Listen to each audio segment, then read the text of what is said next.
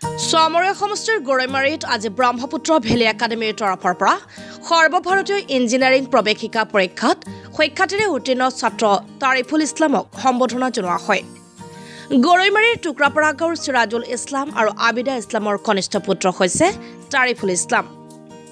জানিব পৰা মতে গুৱাহাটীৰ সাই বিকাশ বিদ্যা নিকেতনৰ পৰা পৰীক্ষা দিয়ে তাৰিফুল ইছলামে সৰ্বভাৰতীয় ইঞ্জিনিয়াৰিং প্ৰৱেশিকা পৰীক্ষাত 99.24% নম্বৰ লাভ কৰিবলৈ সক্ষম হয়।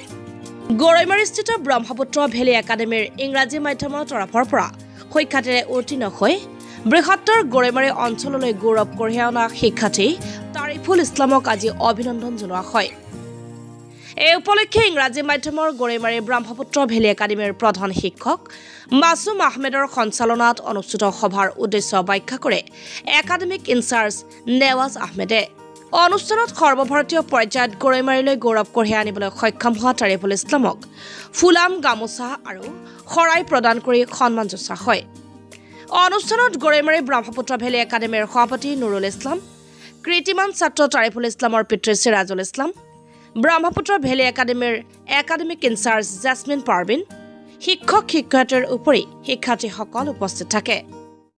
আমার কারণে খুব গৌরবর দিন আর আনন্দর দিন যে আমার এক্স স্টুডেন্ট তারিফুল ইসলাম আমার এই ছাত্র তেও যেই মেইন এক্সামত 99.245% পাওয়ার কারণে সক্ষম হয়েছে।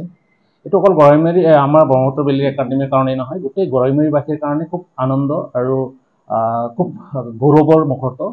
কি কাৰণত কাৰণ গৰৈমাৰী অঞ্চলত প্ৰথমবাৰেৰ বাবে আমাৰ তাৰিফুল ইসলামে যে মেইন এক্সামত এনেকুৱা ভাল ৰিজাল্ট কৰিবলৈ সক্ষম হৈছে আৰু নিশ্চিতভাৱে তেওঁ খুব সোনকালে যে এডভান্স এক্সামটো তেওঁ দি আহিলে আৰু নিশ্চিতভাৱে আমি আশা কৰিছোঁ তেওঁ ইণ্ডিয়াৰ টপ যিকোনো এখন IIT তেওঁ এডমিশ্যন পাবলৈ সক্ষম হ'ব আৰু এয়া আমাৰ কাৰণে খুবেই শুভ মুহূৰ্ত আৰু আমাৰ গৌৰৱৰ বিষয়।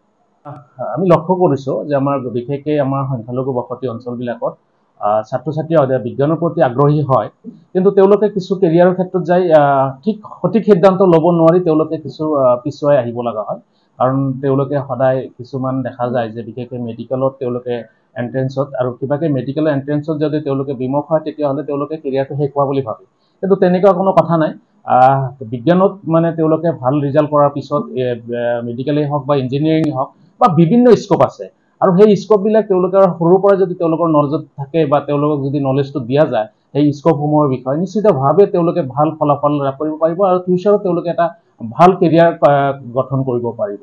আৰু এই ক্ষেত্ৰত আমাৰ বিশেষকৈ অভিভাৱকসকলক সজাগ হোৱা দৰকাৰ আৰু ল'ৰা ছোৱালীকো সৰুৰ পৰাই তেওঁলোকক সেই বিভিন্ন কেৰিয়াৰৰ প্ৰতি সজাগ কৰাৰ মানে কৰিব লাগে।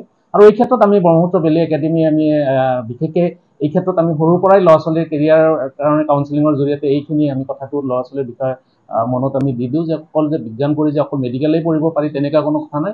বিজ্ঞানৰ জৰিয়তে যে আমি বিভিন্ন স্কোপ কৰিব পাৰোঁ, IIT বা ইঞ্জিনিয়াৰিং হওক বা বিভিন্ন স্কোপে হয় বা ভাল একাডেমিকো হ'ব পাৰি এই বা ৰিচাৰ্চ কৰিব পাৰি বা চাইণ্টিষ্ট হ'ব পাৰি, এইবিলাকৰ মানে প্ৰতি ল'ৰা ছোৱালীয়ে সৰুৰ পৰাই তেওঁলোকৰ নলেজটো দিব লাগে আৰু তেওঁলোকে এইটো এটা এম লৈ যদি আগবাঢ়ে নিশ্চিতভাৱে আমাৰ ল'ৰা ছোৱালীখিনি সফল হ'ব পাৰে।